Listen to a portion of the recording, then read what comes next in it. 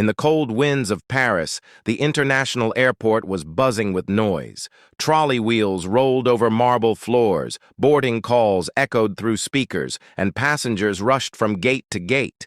In the middle of it all stood a small dog beside his human partner. But this was no ordinary dog. His name was Noah, a trained member of a military rescue unit. Loyal, alert, and brave in the face of danger. Noah had come from a mountainous village in Pakistan. He was trained to search for survivors in the aftermath of earthquakes and landslides.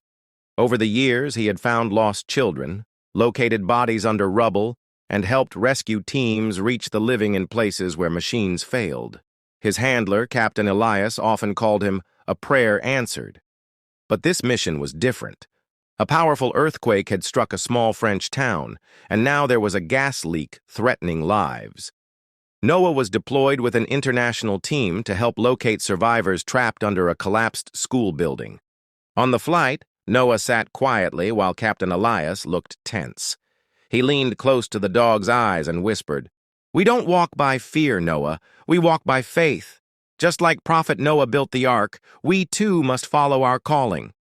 Noah wagged his tail gently as if he understood. The town was freezing, temperatures below zero. Poisonous gas lingered in the air.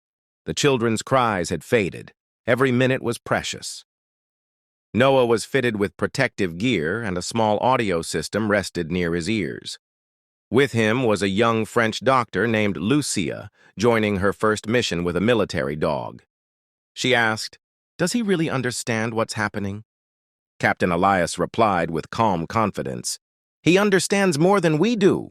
He understands prayer." Noah ran straight toward the broken remains of the school. The air was toxic, but he didn't slow down. He sniffed along the walls, barked sharply, then suddenly sat still at one particular spot. His sign. Someone was alive underneath.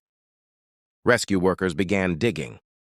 15 minutes later, they pulled out a little girl, injured but alive. Lucia's eyes filled with tears. "It's a miracle," she whispered. Elias looked at her and said quietly, "No, it's faith." That night, as the rescue team returned to their field tents, Lucia sat beside Noah and stroked his tired head. "I've read the Bible since I was a child," she said softly. "But today, I finally felt it. Faith doesn't live in books alone." Elias looked up at the cold sky. People mocked Prophet Noah when he built the ark, but when the storm came, they begged for shelter.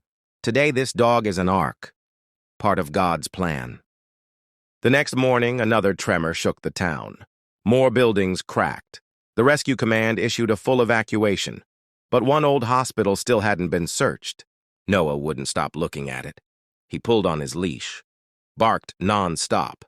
His eyes were restless. Lucia looked at Elias and said firmly, "I trust him. We go." The two humans and the dog entered the unstable hospital. Walls creaked. Debris rained from above.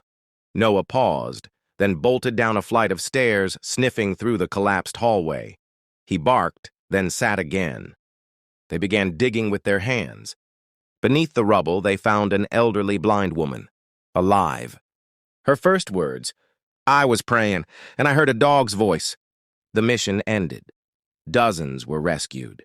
Noah was exhausted but calm as he boarded the return flight to Pakistan. When they landed, Captain Elias hugged him tightly. "You're not just a dog, you are purpose." As Lucia prepared to leave, she turned to Elias and said, "If someone serves with love, they don't need to be human to be divine." This story wasn't just about a disaster mission. It was a quiet revelation that service, faith, and sacrifice know no race, no language, no species.